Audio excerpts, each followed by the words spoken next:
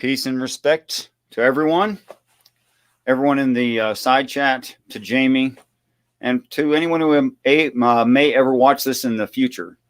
Peace and respect to you all. Welcome to Demolished Doctrine, the beginning of the end of religions. And tonight's guest for a third episode, Jamie Russell. Jamie, if you want to tell the folks just a little bit about yourself, that would be appreciated. And I'm just going to give Jamie the floor and follow his lead. Jamie, welcome to the show. It's your show. Thanks, buddy. I'm just a person interested in the Bible and hearing what other people think and have come the conclusions they've come to. And so maybe I'm going to reread what we were talking about before, which is this picture in Revelation. It's Revelation 5. And I think we should just read it to start with. So sounds good. Okay. So it's Revelation 5. The Lamb takes the scroll is the chapter title they put on it. And I saw in the right hand of him who sat on the throne a scroll written inside and on the back sealed with 7 seals. Then I saw a strong angel proclaiming with a loud voice, "Who is worthy to open the scroll and to loose its seals?" And no one in heaven or on earth or under the earth was able to open the scroll or to look at it. So I wept much because no one was found worthy to open and read the scroll or to look at it. But one of the elders said to me, "Do not weep. Behold, the Lion of the tribe of Judah, the root of David, has prevailed to open the scroll and to loose its 7 seals."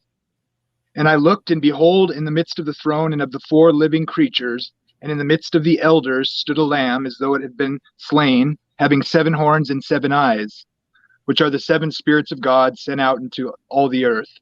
Then he came and took the scroll out of the right hand of him who sat on the throne.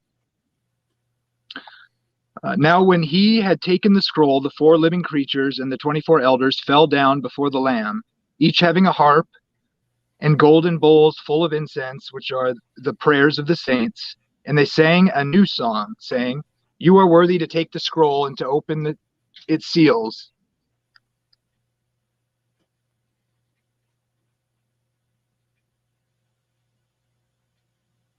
You're muted right now. The last line I heard was, "You are worthy seals." Sorry, I had something come up here. Can you read the rest of that? Do you mind? I don't have it on my screen. Okay, give me a second. It's okay. Take your time. Life happens.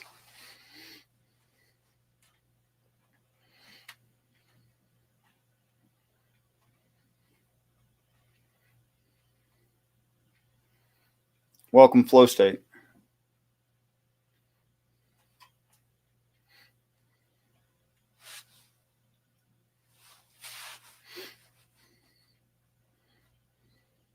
Sorry about that. It's okay. It's perfectly fine, really. Okay. So they sang a new song saying, "You are worthy to take the scroll and to open its seals, for you were slain and have redeemed us to God by your blood, out of every tribe and tongue and people and nation, and have made us kings and priests to our God, and we shall reign on the earth."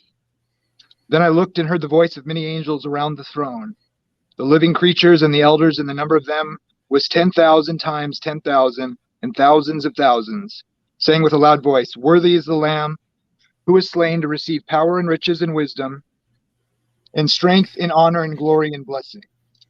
And every creature which is in heaven and on earth and under the earth, and such as are in the sea, and all that are in them, I heard saying, "Blessing and honor and glory and power be to him who sits on the throne and to the Lamb forever and ever." And then he goes into the seals. So I don't know if you want to keep going on. And we should stop right there. Yeah.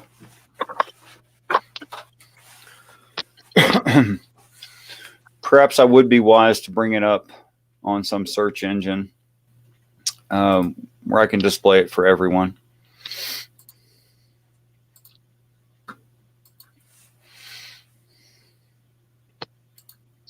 Yeah.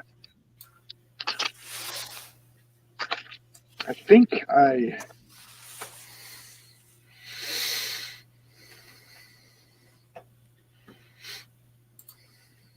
I must have been reading more than that when I was looking at this, because seems like there was the book in both hands. Did I read the right chapter? Well, the other book is in another chapter, you know. Yeah. Oh, is that what it is? I'm trying to look at what is it. I think I read the chapter before that, but 5 is a good place to start. yeah. Well, why don't you give me some ideas here, and I'll see what I let's see.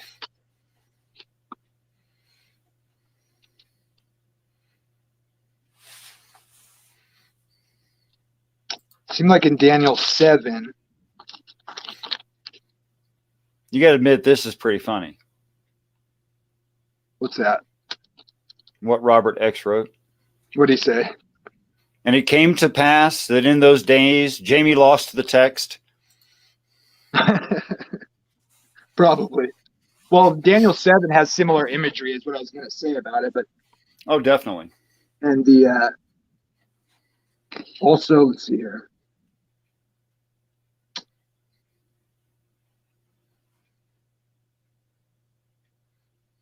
Yeah, I have no idea what this is talking about, honestly. The question is the I mean, it's obviously Christ, but I'm trying to remember the which verse we were looking at. We were talking about before where he I guess the part where it says he's no one was worthy or found to open the book because it's sealed or whatever. Mm-hmm. Not just the seals, but did I read that part? I'm not even sure if I did. I don't think I did. No, you did. You read it. They were sealed and no one. Oh yeah, okay. Seems like that was reminded me of I think it's Isaiah 6. There's definitely references to it in Isaiah as well. Yes. So the question is, like, is it the same idea from before in the Old Testament? Seems like it is to me, that he's talking about at least one of the books is something to do with some future event when it's back in Daniel 7 or whatever, or Isaiah. Seems like it's talking about perhaps something that's supposed to be opened up in the last time. I don't know. That's about all I could really say about it. Other than that, I don't know. Seems like speculation, I guess. And by last times, for anyone who doesn't understand that would mean the great day of the Lord, or what's commonly called end times. Yeah. Do you think how do you look at the 7 seals? Do you see that? Well, I think. Yeah, go ahead. I think the key to understanding the 7 seals is the key to knowing what the Lamb is, who the Lamb is, and what the Lamb is, and why those specific physical characteristics. I think that's key to understanding this. Weird, right? Like Jesus would be the key to getting this. So, yeah, right. I think we already agree that the Lamb that is slain is Jesus. Yeah, we can concede that one, right? Okay. I think everybody agrees that. Do you think that it's coincidental or meaningful that lamb has 7 horns and 7 eyes? No. Horns usually represent like a kingdom, right? I don't know why we should reference things people have said in the past. Okay. About this symbol. But instead, I would ask in something that I think is more consistent within the text. What does a ram use its horns for? Defense. Also. Or you know, you could look at it like as a weapon for. Yes, you can. Oh. And how do we use eyes? How does anything use eyes? To see. Okay, so it's defense and it's offense. Let's just look at it the way you said it. Yeah. It's defense and it's offense. It counts 7. And the way that it sees things counts 7. Is that fair? Yeah. Okay. Now, what do you think the 7 things are? Probably related to the well, you know, 7's all over the place, so you could call it completion or preparation. I don't know where you get 7 as completion. I don't know where you would get 7 as preparation. I think I don't know where you would get that from. A commentary. What? Some commentary. Well, I'm looking to where we can justify it from the Bible. Okay, right. Let's do that. I'm not really interested in talking about everyone's commentary, which has been a lot by a lot of different people. Sure. Okay. Yeah, I agree. I'm all about that. What 7 things could be had by the Lamb, which are strength and defense and sight? In my mind, the only thing that came to mind on that it reminded me of was what comes before that in Revelation, which is talking about the 7 spirits of God and or you know, the candlesticks and Jesus, you know, the spirit of the churches kind of thing, or the angel to the churches, because that was that's mentioned before this, but it doesn't have. It's going to be it's probably going to be a different conversation. Okay. But personally, when I read the letters to the churches of Asia, and it just says it's an individual speaking of themselves. I am the one who does A, B, C, D. Right. Okay. That's the way it's worded. And then there's 7 of them. And when you read them from that like third person perspective describing itself, what those letters are describing to me, other than the encouragements and the discouragements and the promises, seem to me to be a description of the 7 spirits of God. So I think this is just another iteration of the 7 spirits of God. Sure. That would be you know, logically coherent. It basically says that, doesn't it? I mean, I think so. I'm just saying I read because people don't agree with me always. Well, yeah, it does say, you know, having 7 horns and 7 eyes, which are the 7 spirits of God sent out into all the earth. It does specifically say that, yes. Yeah. So, I mean, it's still kind of mysterious in the sense that, you know, what is that supposed to represent, you know, that we apply elsewhere, but. Mm-hmm. So I think what this is saying here about the Christ is that he has the 7 spirits of God. That sounds really obvious and like a no-brainer once you say it. Yeah, right. It seems like, why'd you even bother? But I think it's going to be important to understanding the book.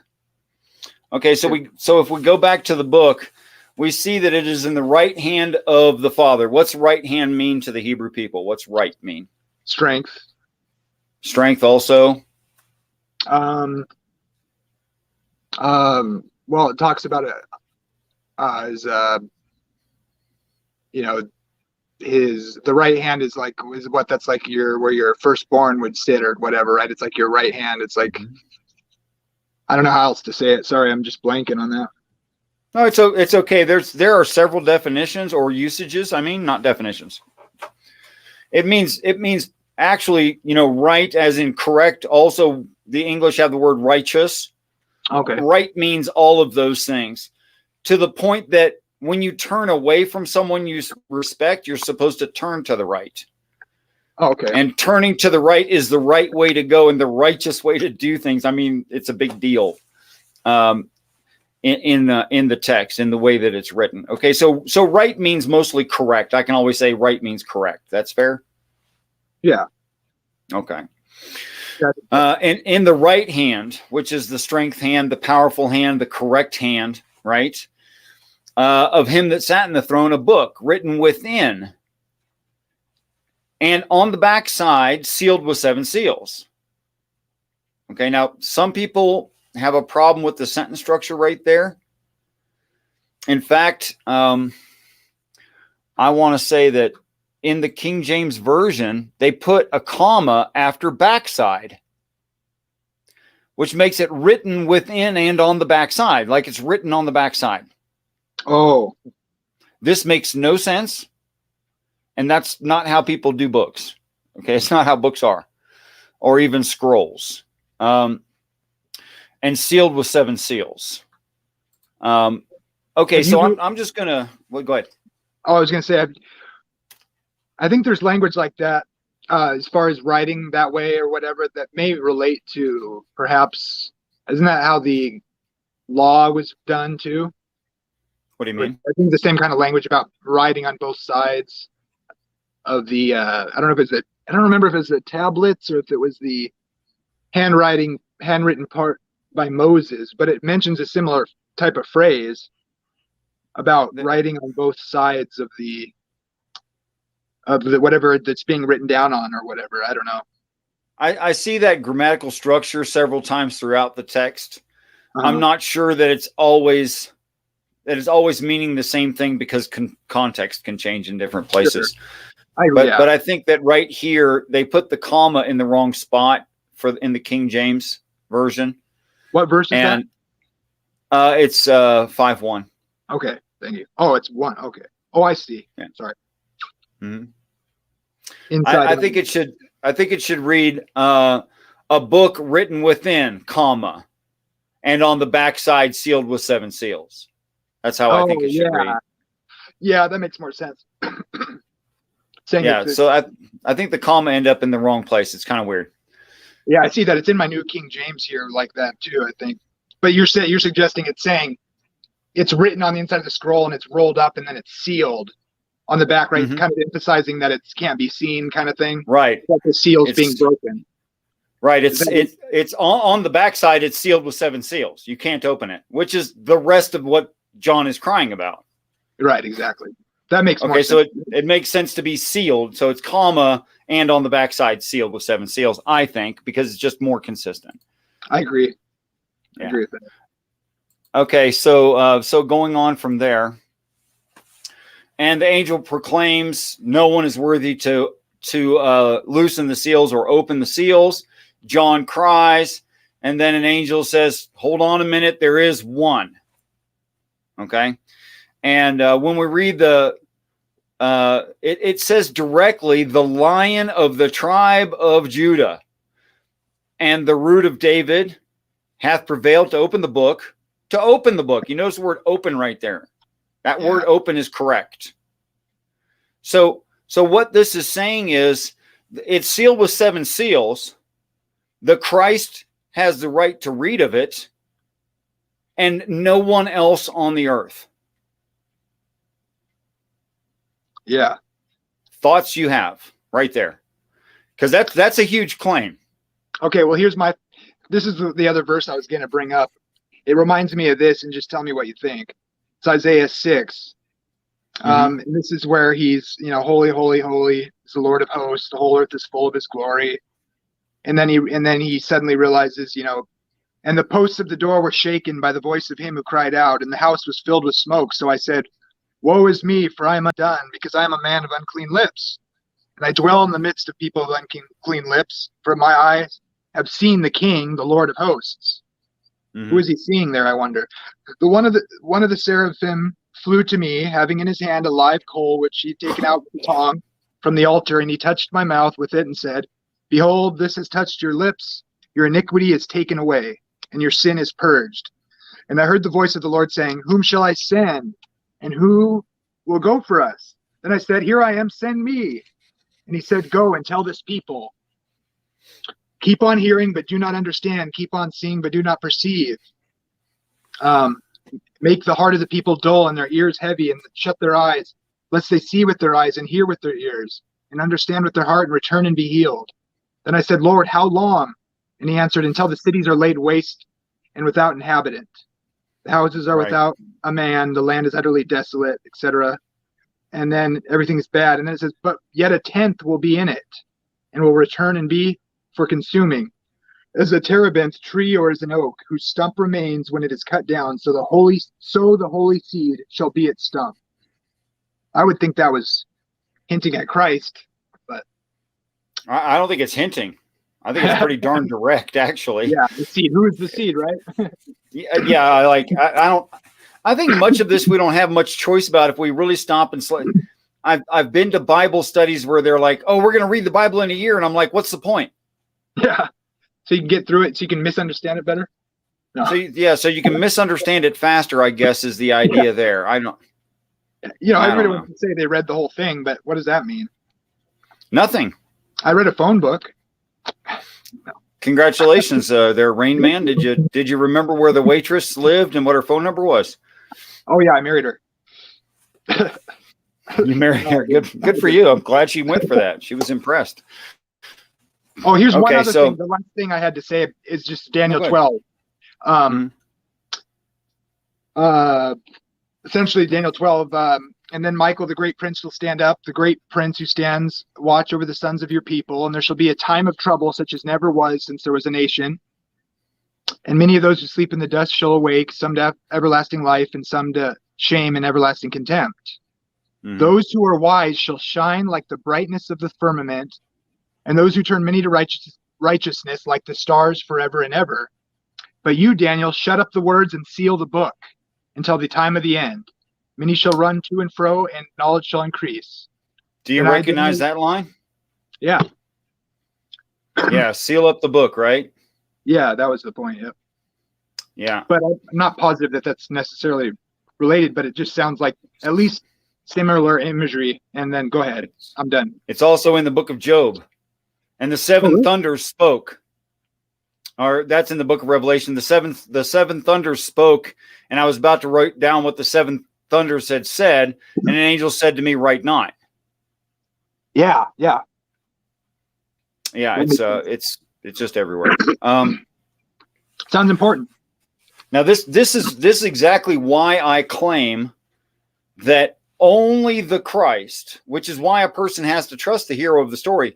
Only the Christ will fully understand the story. Everyone else has bits and pieces. No doubt.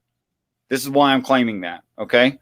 And it's actually worse than that for the Christian than most people really realize, because the 12 apostles near the end of it, they say, "Yo, JC, cool parable. What'd that mean?" And one of his replies was like, "I have meat of the word to give you that I have not given you, because you were not ready and you are not ready still." Yeah. And then the story ends, and he never gave it, which means it didn't even make it into the Bible. Well, is that the same story where they ask him seemingly because they're not sure they know what he's saying, and then he mentions how he speaks to them, right? And then we talked about that last time, I think, or on another stream, and he literally repeats those words that I read in Isaiah, right? Yes, he does. Yeah. So it's prevalent, and it's throughout the Bible, and it's quoted by Christ. So pretty dependable stuff. Okay, so let's talk about what is the book in the right hand. Yeah, that's a good question. That is a good question. My only, if you take that weird reading like we were talking about, it sounds like it could be the law, but then I don't think that's right. Perhaps it's the book of life. And it's the same books that are opened later when it talks about the sea giving up the dead, and then the books are opened. That language is there too, and there seems to be two books there, and but it only seems to mention the one for those who are come against the city, kind of thing, and are destroyed, and the final judgment, or at least the final before the white throne judgment, when the lost are apparently destroyed. And then you could look at that like two different books, I think. Sounded like to me anyway, but that's about all I could say about it. I'm going to make an assertion, then you and I can work to disprove my assertion. How's that? Okay. Sounds good. I think the book in the right hand of him who sits on the throne of God is the Bible. Okay.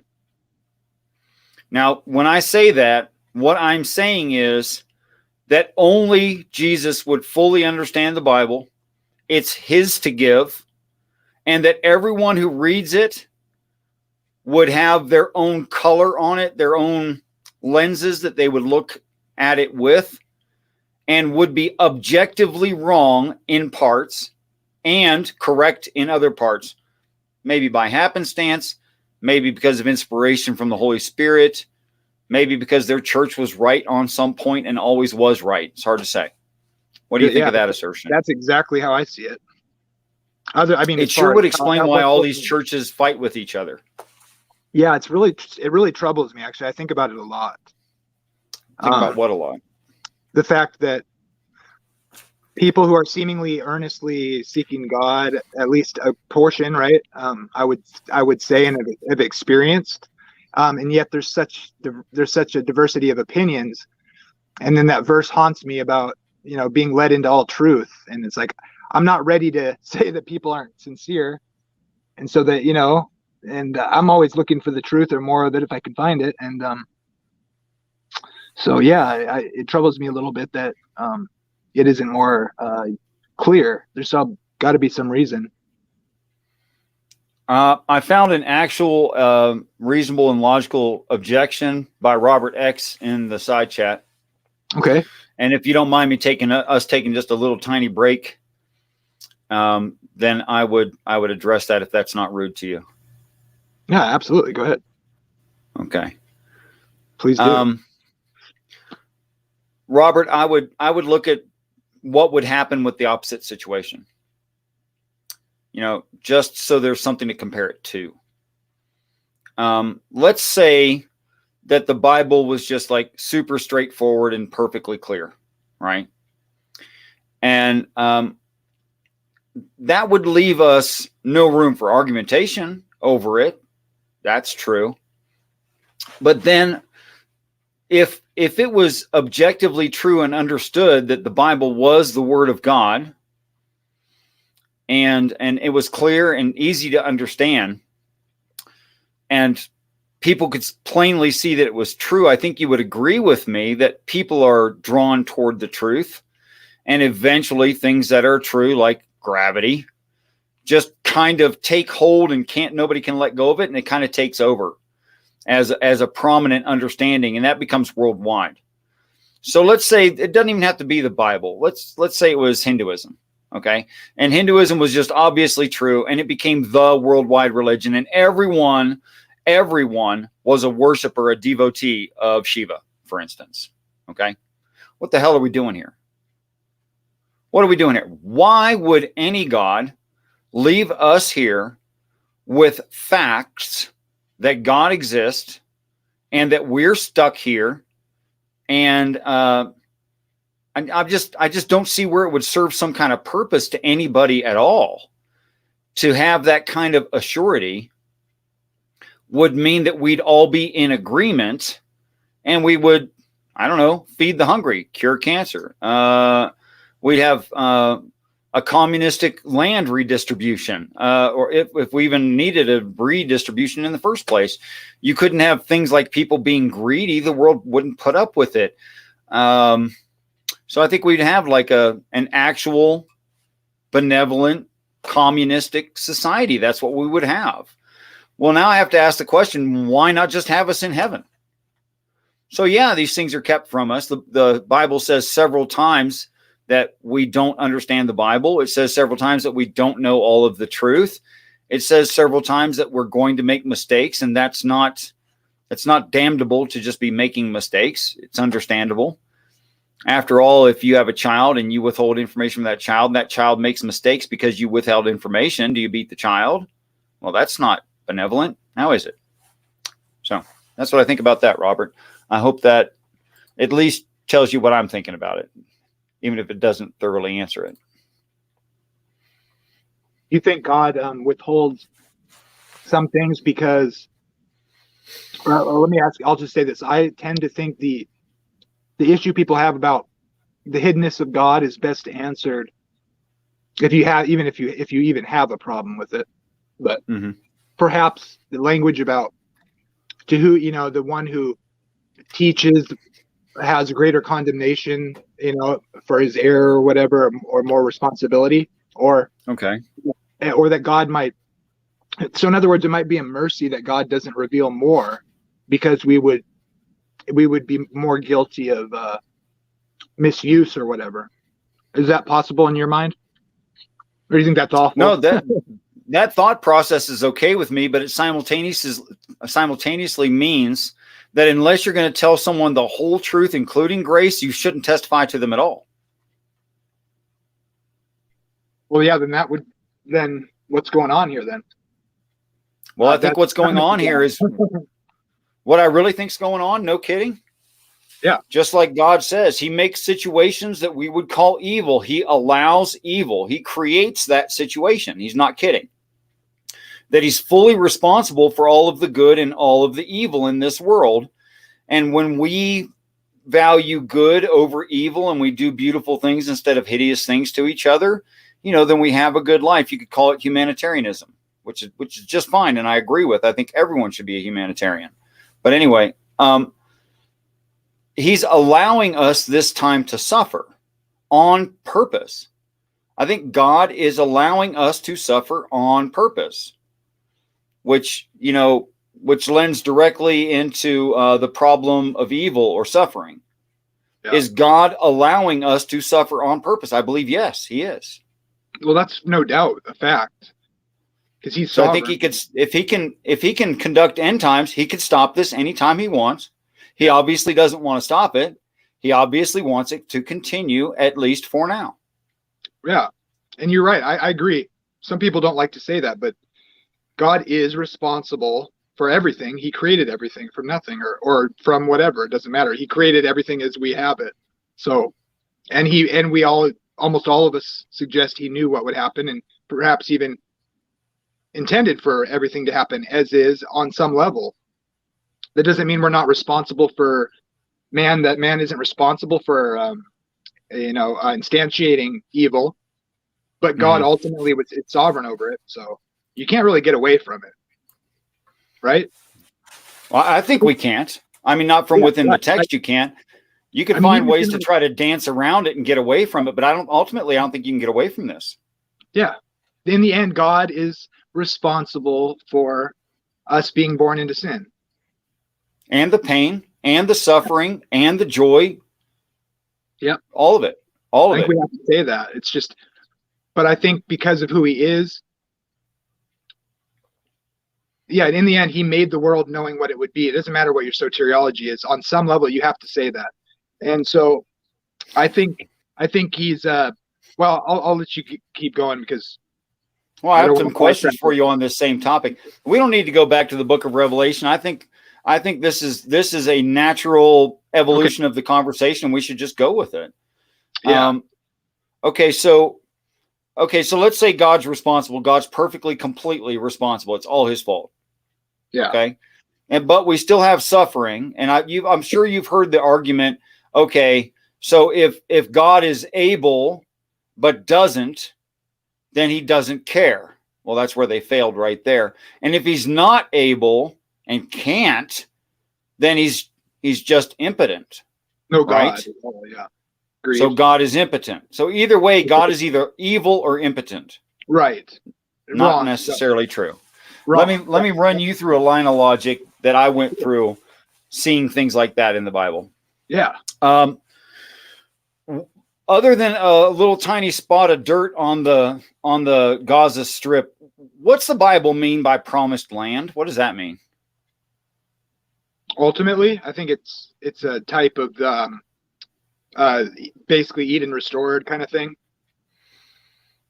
But okay, or it's land, not like what Abraham said. I'm a sojourner sort of thing, looking for a land that's more than just some promised dirt in Middle East. Okay, so here's what I'm trying to get at: horrible situation, best possible situation. Okay, what's the promised land? Heaven. Heaven, best possible situation, right? Yeah. Yep. Okay. Do you know any humans? As soon as everything starts going really, really good for them, they start taking things for granted. Would you agree with that? More than you could know. Yeah, I think it's definitely true. Absolutely. Now, I think what we're talking about here with the fall of Lucifer and what that means and why it's a bad on God, to have Lucifer fall. That's a bad, dude.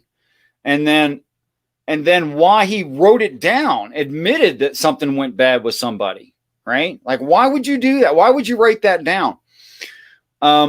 Okay, so what I see is I could use the Matrix to describe it. Okay. So the original design of the Matrix had the idea of a perfect world, but people couldn't accept the Matrix. They couldn't accept that perfect world because they couldn't believe it. They needed some pain and suffering in order to believe that it was real. Yeah, I remember that part. Remember that from the storyline? Yeah, they like said the people like died, right? Because they couldn't take the they tried to make them heaven or something, and they couldn't do it. Right, they would kill themselves. Right. Yeah. Yeah, it just didn't work. They went nuts and killed themselves and stuff. I think it's something like that, although not exactly the same. Sure. That the fall of Lucifer is a story of a perfect being falling from perfection from within the bosom of God. He's in the bosom of Abraham and he falls. Right. Okay, well, what went wrong there? Could it be that human nature, the animal that we are, says that in order for us to have a utopian society, we have to have some historical record, some way for people in that society to not all become Paris Hilton, so that they can continue to appreciate their situation, and they can know in real ways the difference between what it means to be starving to death and what it means to be a billionaire, for that comparative. Yeah. So here's what I'm going to say. When you enter the promised land, you will subdue it and you will take it for yourself. And I want you to multiply and fill the promised land. Yeah. Okay. Now, in a scenario where you don't die of old age and your offspring would not die of old age, to say, I want you to multiply and fill the land would mean many more human beings than are presently on the earth that can ascend. That's what it would mean. Right. Okay? Whatever number ascends, it's going to be a greater number than that. Exactly. So let's say it was, subdue the promised land. It'd be basically empty. It's yours. Go fill it. So let's say that phrase, that meaning, that idea has some real depth in it. And let's say it's a 10-to-1 ratio. Wouldn't it be nice in a utopian society if 1 out of 10 people could stop others and go, you know, what you're doing right there is going to lead you down a bad path. Oh, because right. I've seen the bad path. I lived the bad path. I saw it. And what you just said right there, where you had this hidden anger in your voice or this disappointment in your voice where you judged somebody without knowing them. Right. That's a bad path to go down, bro. So I think that's what we are, is a privileged, I agree with very small percentage of heaven. I know it sounds really weird. When I start considering things like broken neck, paralyzed for life, diseases that ravage a body, cancer in literal infants, killing them. But I'm going to say this anyway, and I really believe this is true, and I don't care what the affliction is. I really don't care what the affliction is. I think this pain and this suffering will be our privilege later to share with others. That's what I think is going on. Amen. I think that's probably true.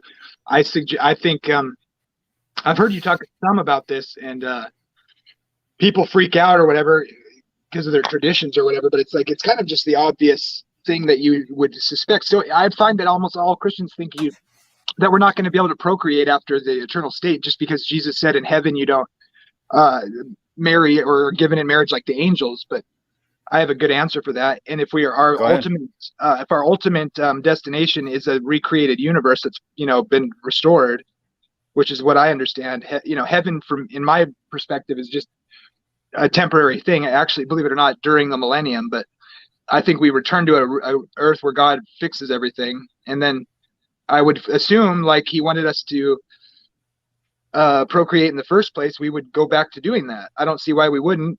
I suspect that was his intention all along, was to grow his family. build creatures that would love him and understand, like you're saying. And so the idea of course, in eternity, Earth is not going to be big enough. The New Jerusalem isn't going to fit everybody if we can procreate. A lot of people think we aren't going to. I don't see why we wouldn't. I don't think it says that. Well, it specifically says the promised land is heaven.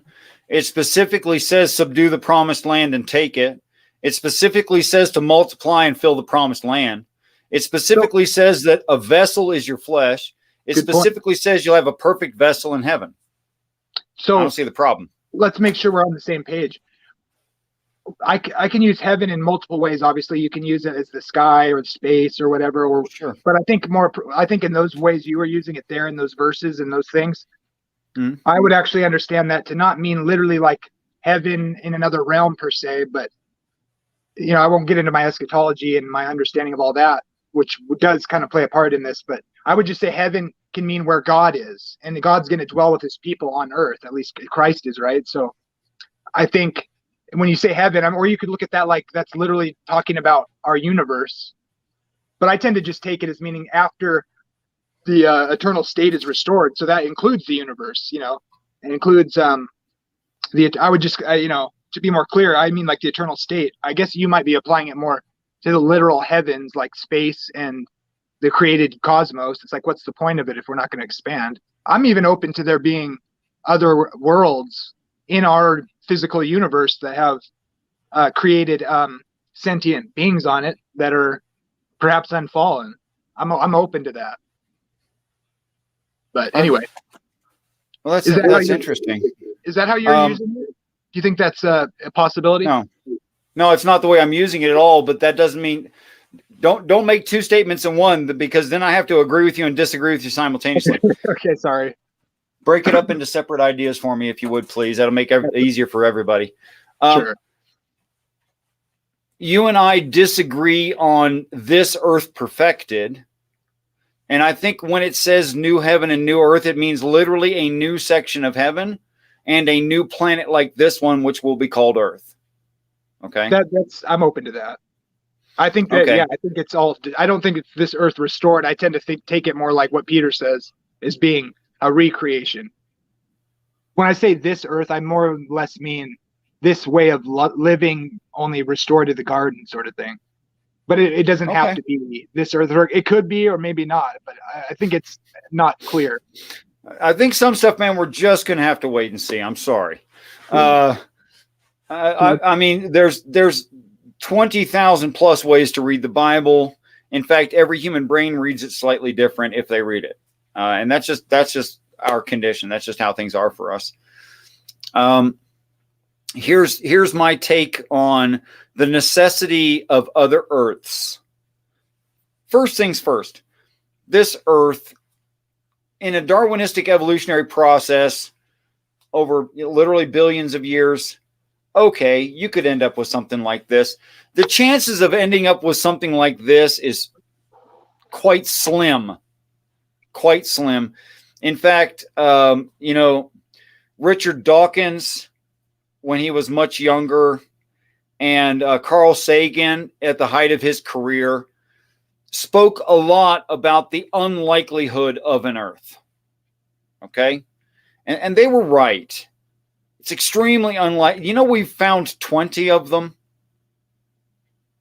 We have found 20 Earth-like planets that must, because of our scientific survey, and I think it's hard science, I think it's easily shown science, that there must be liquid water and green plants on these other planets because of the gases that we can see in the atmosphere, split prismatically, developing Fraunhofer lines, shows that those gases are there. Okay? Now, if we can see 20 in this tiny, tiny little bubble around the Earth, and I mean it's tiny, and that 20 has been extrapolated out to the whole universe, and they have made the estimate, is an estimate, that all over the known universe must be about 3.7 billion Earth-like planets. Now, a person could say, wow, that's really awesome. Evolution is so powerful. Hey, if you want to think like that, fine, I'm a Christian. I think the only way that those planets could exist is if our Father did it on purpose. What are your thoughts, Jamie? Yeah, I don't think it's possible naturally to have life-capable planets, that many of them. So there's just too many parameters that have to be met to allow life. You know, they only find more and more, you know, every year, it seems to me, reasons why, you know, there's you know, that's another thing too. It's like just your location in the galaxy and the density of the stars and the radiation and solar winds and all that.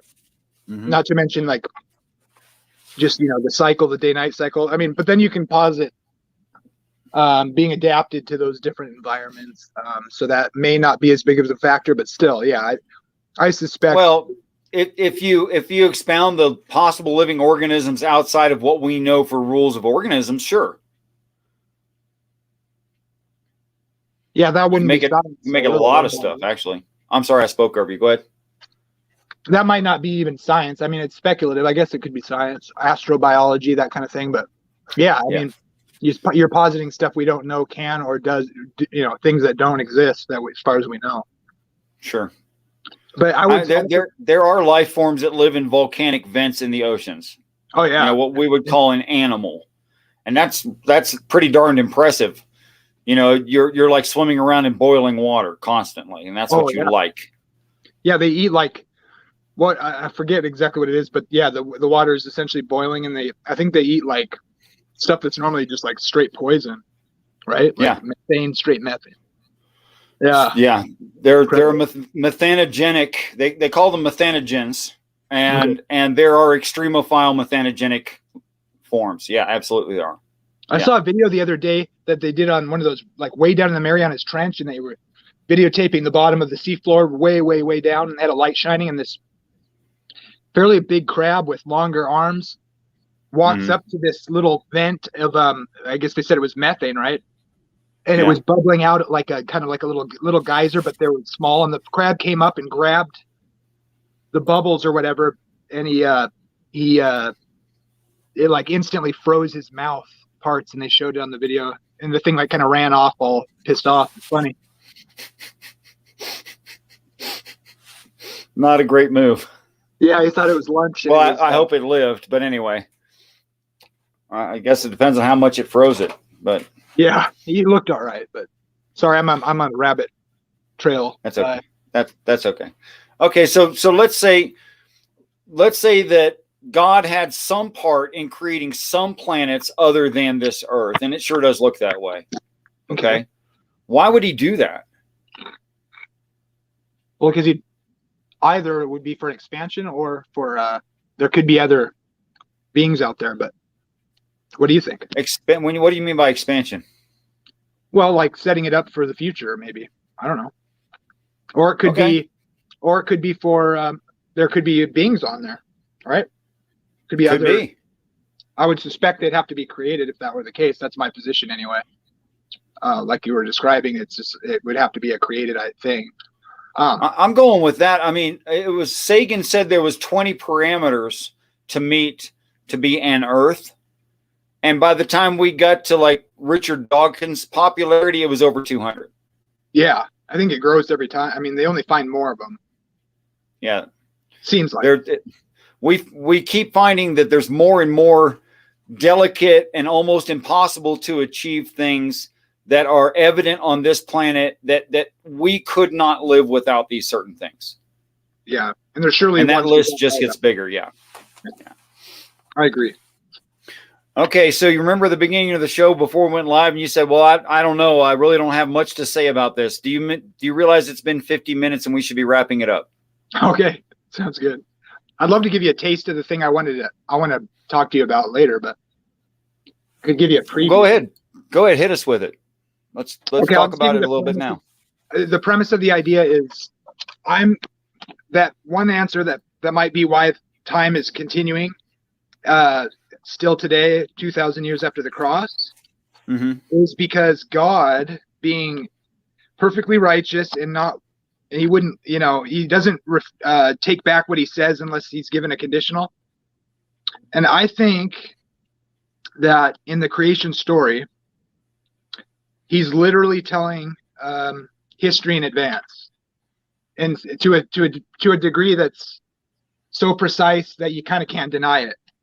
And I'll just tell you what my basic claim is going. It's not the primary, necessarily the primary reading of what the text is meant for, but I think it's undeniable. And I think my first verse that I would use to substantiate it would be like Isaiah 46.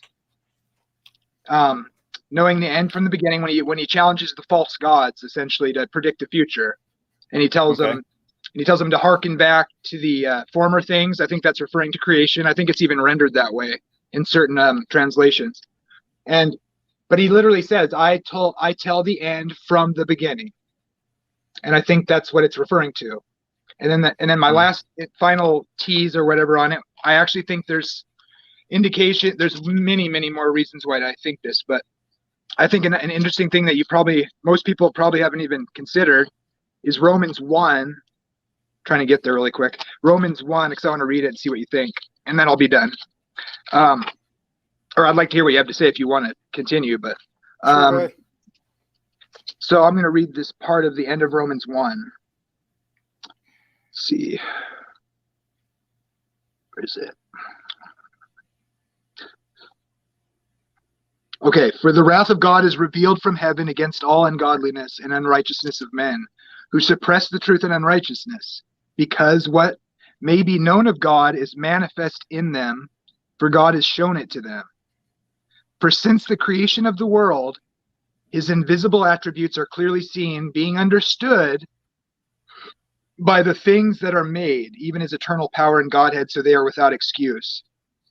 Because they knew God but did not glorify him as such, but became futile, foolish, and their hearts were darkened. Professing to be wise, they became fools, changed the glory of the incorruptible God into the image made like corruptible man and birds and four-footed animals and creeping things. I actually think he has Isaiah and the surrounding past chapters in Isaiah around 46. It's like 41 to 50 maybe, but that's on this theme where he challenges the false gods. I think that's kind of a reference because a lot of those chapters are about idols. And he's joking what about, is it that's declared from the beginning? I think history of the biblical narrative and what the things that occur. To what point of things that are going to occur? What is declared from the beginning? To what point? Where does the story end? So like that's the point here. So from the creation of the world, his invisible attributes are seen, being understood by what? The things that are made. So I'm saying that literally the things he made and the things that are made manifest. Right. Okay, right. That's this an important word there. Okay. Let's see. Being understood by the things that are made, even his eternal power and Godhead. His invisible attributes are clearly seen, being understood by the things that are made. So I would say that this is my point, even his eternal power and Godhead. So essentially the things that make God God are, and his attributes that show who he is, are seen from the creation of the world in the things that are made. That's my claim. Okay. So, let me spit a thought. Go ahead. Yeah, go ahead. Okay. Well, let me describe it a little bit better first. Is that cool? Okay, go ahead. Just one little part. Sorry, buddy. It's a leg, I think. So I think if you take the things that are made on each day, for an example, and you correlate that to history, right? Then, so like, for instance, he separates the waters above from the waters below and makes the firmament, right? Okay, so, well, that's day 2. And the second millennium, according to just straightforward chronology of the Bible, would have when the flood happens, the waters of the great deep or the waters below burst forth and the windows of heaven are opened. Waters above, waters below. And guess what? Day 2 is suspiciously has the phrase or the refrain, and God saw that it was good. It's not there. It's missing from day 2 only. Why? Yeah. Well, 7 as well. Because it's the flood. Yeah, and 7, but there's other things missing there too. That's right. Evening and morning. And on that, I would say the evening and morning is missing because if you look at the book of Revelation, the millennium says that there's no more night. And it says it shows the saints are like on a sea of glass, which I liken to the idea of like the firmament. And too many topics. It's too, you got to stop sometime. I'm totally lost now. Okay. Okay. Wow. I don't have a brain that can keep up with that. I really can't. Okay. Okay. So where did you start that at? Sorry, what? Man. I'm just got a weird brain. No, I think it's fascinating that you can track that much stuff and keep going. I just can't do it. You know, the reason I did that. What's that? Well, the reason I kind of tend to want to like hit several things is because I usually get this reaction from people when I suggest this idea that I'm just being loose with the text or something, or looking for things that aren't there. But well, how the hell would they know that?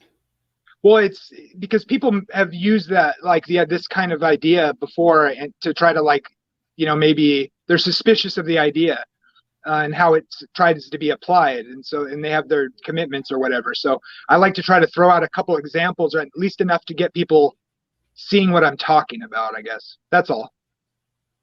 No, I agree with it. I mean, I think it's generally a good idea to do exactly what you just did. For most conversations, I would have to agree. That'd probably be a good idea for most conversations. But the problem is that my brain has such a defined picture of the text. Yeah. Okay. That when someone starts talking about and they use all these specialty keywords from within the text, I'm hearing that, and all of the ideas that are attached to all the keywords that are in the phrases that they're quoting, I'm also thinking about all those major topical ideas.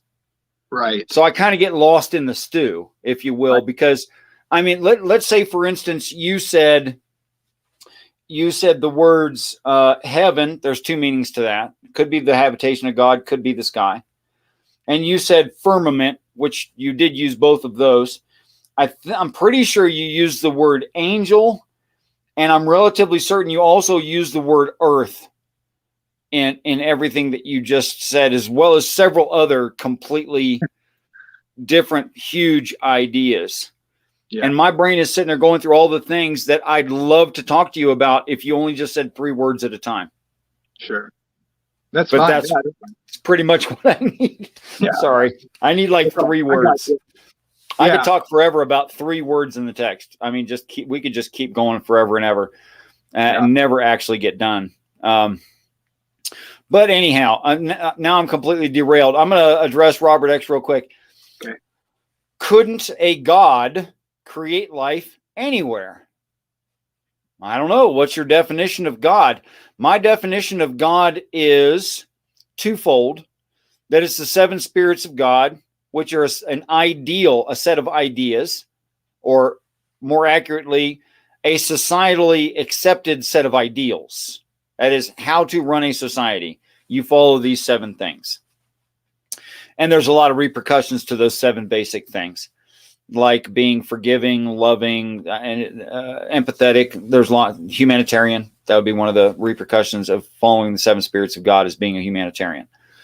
And then there's beings who in heaven agree to that set of ideals. And when they act on those ideals, just like when you act on democracy, you are a representative of democracy when you vote, for instance. And in that way, and the way the Bible uses it, when you're a voter in a democratic society voting, you are democracy. In the Bible, it says those who do those things are God.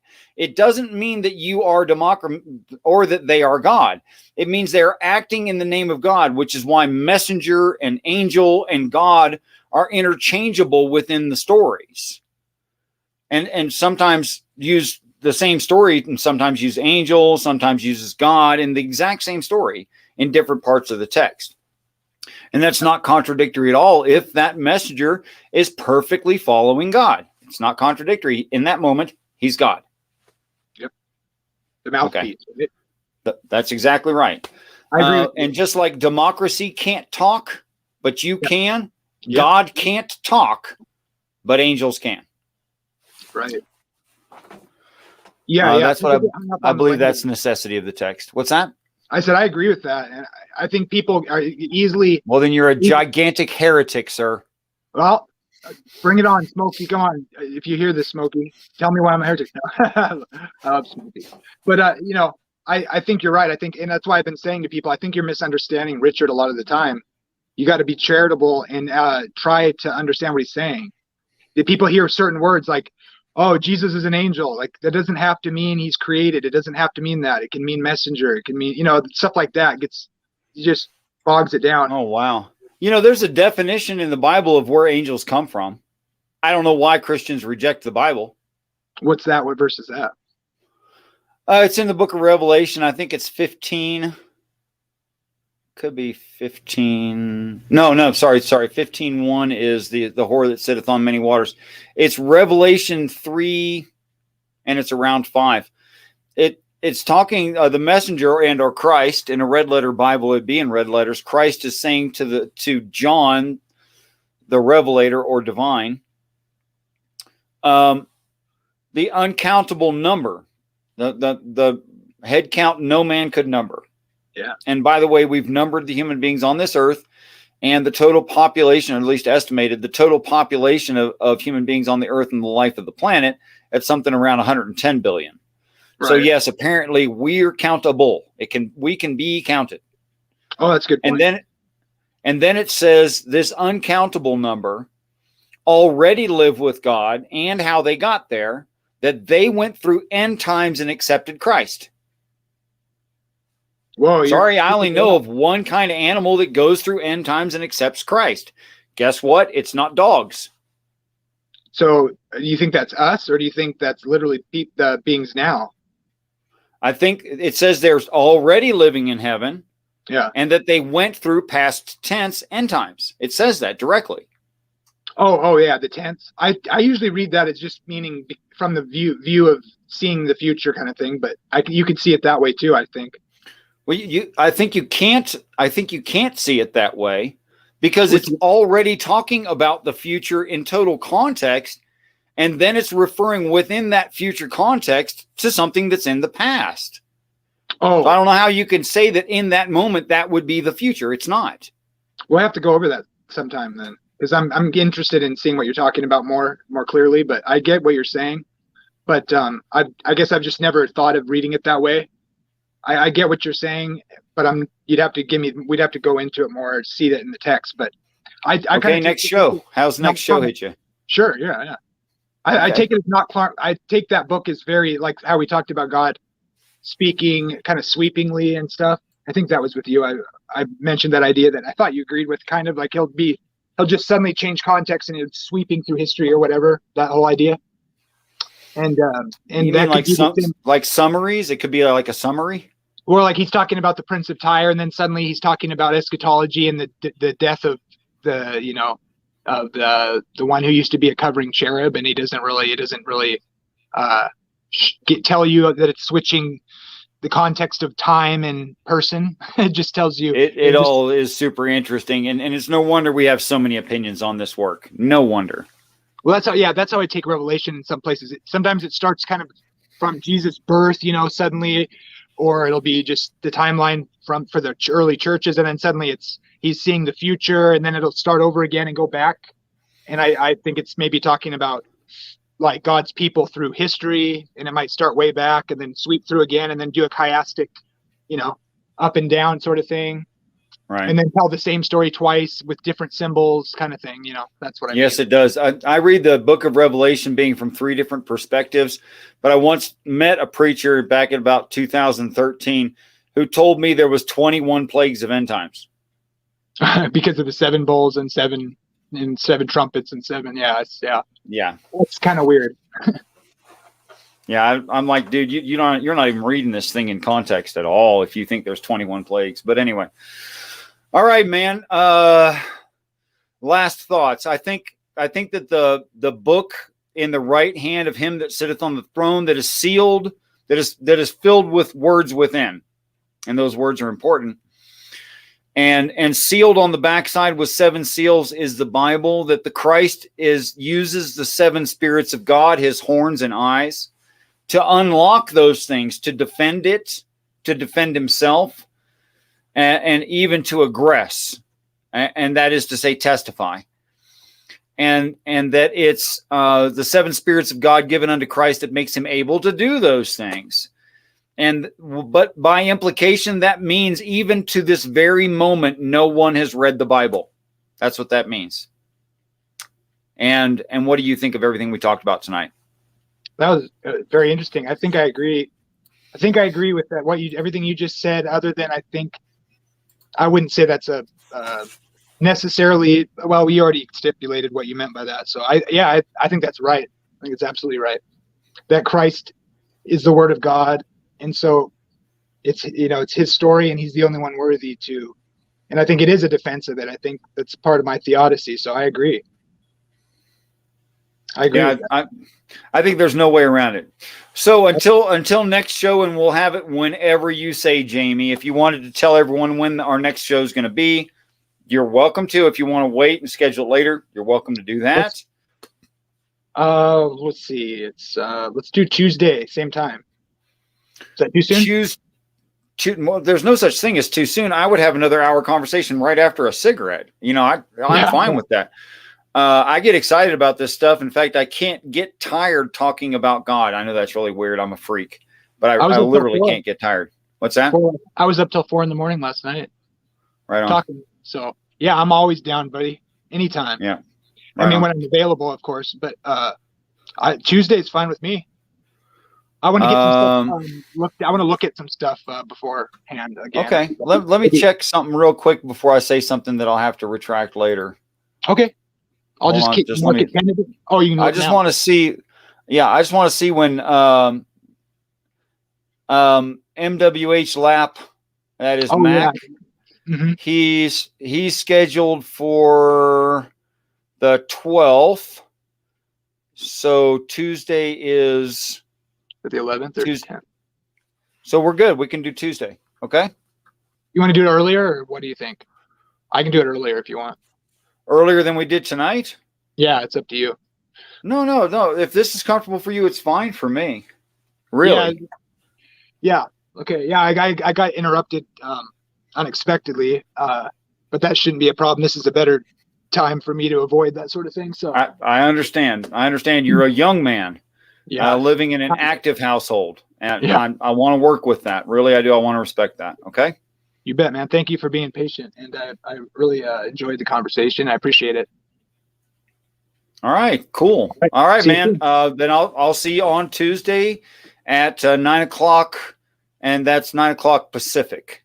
Yes, sir. Which is 10:00 Mountain, which is 8:00 Eastern. So, anyway, Jamie, thank you so much for the talk. I look forward to the next one. Thank you so much. All right, gentlemen and women's and everybody else's. Peace and respect to you all. Thanks for dropping by. Everybody that dropped by. If I didn't put your first comment up on the video stream itself, I apologize. It just means I didn't see it. It's not a sign of my disrespect for you. I'm not ribbing you. I'm not giving you a hard time. I try to bring up everyone to say, hey man, I saw you. I noticed you were here, and I recognize you as a human being, and I respect you. And speaking of respect and all of those sorts of things, peace and respect to you all, and anyone who else might watch this in the future. And I want you all to know that I truly do look forward to the day that we're all great friends. Till next show, good night.